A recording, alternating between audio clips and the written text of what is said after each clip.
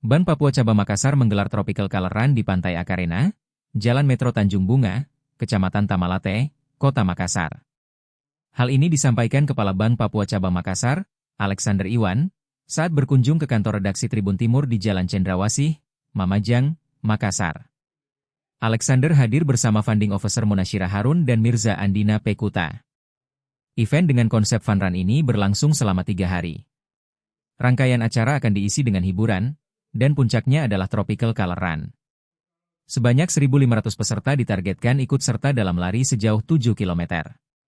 Sampai dengan detik ini, kami targetkan untuk pendaftarnya sampai 1.500. Sudah hampir full kuotanya, kata Mirza. Selain itu, Ban Papua juga membuka booth produk perbankan dan menghadirkan UMKM mitra yang menjajakan beragam kuliner untuk memeriahkan acara.